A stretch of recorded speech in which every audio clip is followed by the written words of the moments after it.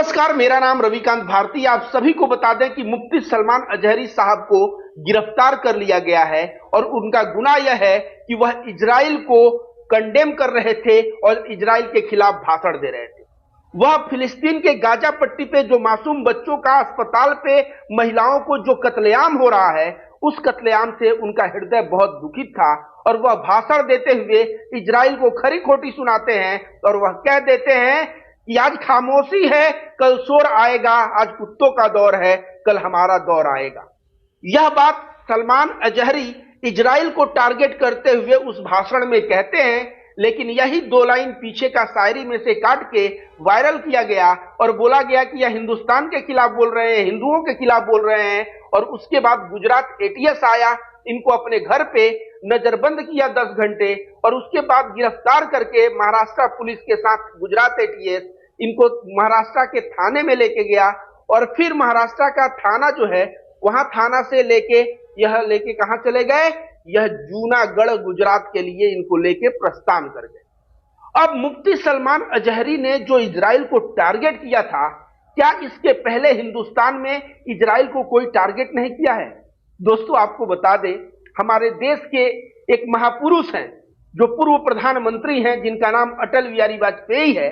वह इजराइल को ना भाषण देके उसकी औकात दिखाई और कहा कि अगर कोई विदेशी ताकत हमारा जमीन अगर छीनता है, इस चीज को हम बर्दाश्त नहीं कर सकते।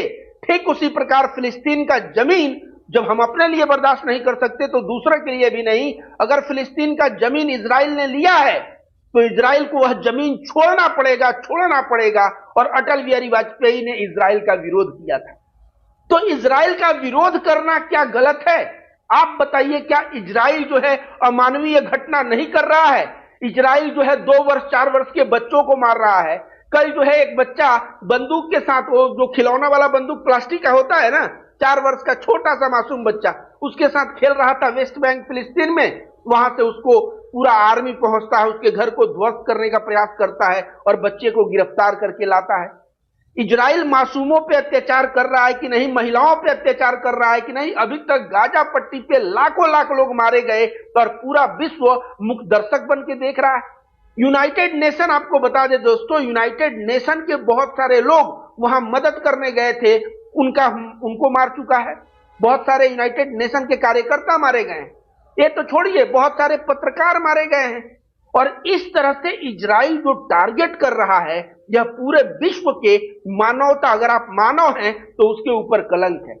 और उसके खिलाफ बोलते हुए मुफ्ती सलमान अजहरी ने इजराइल के लिए, अगर वहां के हुक्मरानों के लिए अगर कुत्ता शब्द का प्रयोग किया तो क्या गलत किया? वहां पे गलत कुछ नहीं किया, क्योंकि समझिए सलमान अजहरी से समस्या क्या है। यति नरसिंहानंद नामक कुकुर को तो आप लोग जानते होंगे, यति नरसिंहानंद सरस्वती नाम था उसका। जब नूपुर शर्मा का प्रॉफेट मोहम्मद के ऊपर बयान आया था तो यति नरसिंहानंद सरस्वती कहता है कि जो नूपुर शर्मा बोली है वह किताबों में लिखा हुआ है, कुरान में लिखा हुआ है। मैं कुरान सीडी उडी सब लेके आ रहा हूं जामा मस्जिद। 17 जून को 2022 की बात है, 17 जून को इंडिया का कोई भी इस्लामिक स्कॉलर, मौलाना, मुफ्ती, किसी में अगर हिम्मत है तो आ जाए और मेरे साथ डिबेट कर ले। उस वक्त हिंदुस्तान के कोई भी मुफ्ती मौलाना ने आवाज नहीं उठाया, सिर्फ एक बंदा आवाज उठाया और जिसका नाम था मुफ्ती सलमान अजहरी। और यह बोले कि मुझे चैलेंज कबूल है, मैं 17 जून को आऊंगा, तू किताब लेके आना, सीडी लेके आना और तू प्रमाणित करना। यह 17 जून को जामा मस्जिद दिल्ली पहुंचे, बहुत भव्य इनका स्वागत हुआ। यति नरसिंहानंद का इंतजार होता रहा। यति नरसिंहानंद वो पता नहीं, वो दासना मंदिर से भी उस दिन भाग गया होगा, मुझे लगता है। जामा मस्जिद आने की तो बात छोड़ी। उसके बाद पूरे सोशल मीडिया पे ट्रोल हुआ यति नरसिंहानंद और सलमान अजहरी की हर एक जगह तारीफ हुई, क्योंकि यति नरसिंहानंद वही शख्स है कि जो आए दिन नरसंहार के लिए भाषण देता फिरता था, मुसलमानों के नरसंहार के लिए, उसको औकात दिखाया। आज यति नरसिंहानंद मार्केट से गायब है। क्यों गायब है पता है? क्योंकि हिंदू लोग भी जो होते हैं ना, यति नरसिंहानंद के चेले चपाड़े, जो नकली नफरती, वे लोग भी देखते हैं कि अगर सामने वाले में दम नहीं है तो उसके साथ खड़ा नहीं होते। उसके साथ खड़ा होना छोड़ दिए, उसका वीडियो शेयर करना बंद कर दिए। यति नरसिंहानंद का आप बताइए, 17 जून 2022 के बाद वीडियो वायरल होता आपने नहीं देखा होगा। तो यति नरसिंहानंद का जो दुकान था ना, जो सोशल मीडिया पे नफरत की दुकान चलाता था, उस दुकान को बंद किसने किया? मुफ्ती सलमान अजहरी ने बंद किया। आगे दोस्तों आपको बताते हैं, क्या मुफ्ती सलमान अजहरी सही में एक आतंकवादी प्रवृत्ति का व्यक्ति है? क्या वह हिंसा को प्रमोट करता है? तो जाके उनके दो चार ना स्पीच सुनिए, उपदेश सुनिए। मोहम्मद साहब के जिंदगी से अच्छाइयों को खोज खोज के वह बताते हैं कि प्रॉफेट मोहम्मद साहब ऐसे थे, वैसे थे, ये थे, वो थे। आप भी दूसरे का सेवा करिए, दूसरों के लिए जिए। अगर पड़ोसी भूखा रहे तो उसको खाना खिलाइए, अपने लिए क्या जीना। और इस तरह जो है प्रॉफेट मोहम्मद के मार्ग पे चल के पूरे मानवता की सेवा करने की बात ये करते हैं। जैसे मुफ्ती सलमान अजहरी साहब को मैं कह दूं, जो सुन रहे हैं लोग, जैसे हिंदू धर्म में कोई साधु सन्यासी होता है ना, अब नकली ढोंगी साधु की बात मैं नहीं कर रहा हूं, जो असली साधु जैसे देवरावा बाबा थे, त्रैलंग स्वामी 280 वर्ष तक जिए थे, वह बनारस में चलते थे तो उनको कहा जाता था साक्षात भगवान शिव हैं।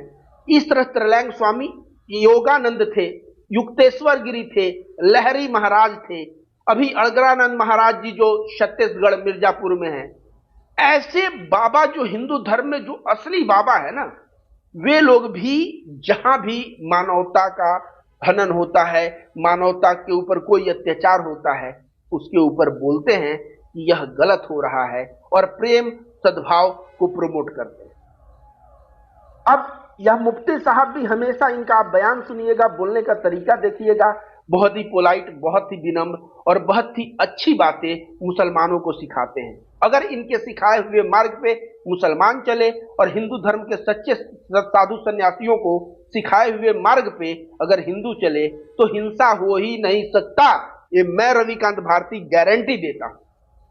अब इन्होंने जो शायर कहा है कि आज खामोशी है कल शोर आएगा, आज कुत्तों का दौर है कल हमारा दौर आएगा, क्योंकि इनकी भी मजबूरी समझिए। कोई व्यक्ति जो होता है ना, एक बर्दाश्त, जैसे भागवत गीता में बोला भी गया है, यदा यदा ही धर्मस्य, मतलब उसका पूरा मतलब होता है कि जब भी जो गलत लोग हैं वो बढ़ जाते हैं और अत्याचार होता है तो भगवान प्रकट होते हैं। भागवत गीता यह भी बोलता है कि बहुत ज्यादा अत्याचार होने पे अगर लोग चुप रहें, सहते रहें, तो वह गुनहगार है। तो ये भी यहाँ पे जो ये बात बोले, ये जो मासूमों के साथ फिलिस्तीन के अत्याचार हो रहा है, उस वक्त यह अपना आपा खो बैठे और इजराइल को टारगेट करते हुए इन्होंने यह बात कहा और इनकी गिरफ्तारी कर ली गई। पीछे का 2 लाइन देख के, यह हिंदुस्तान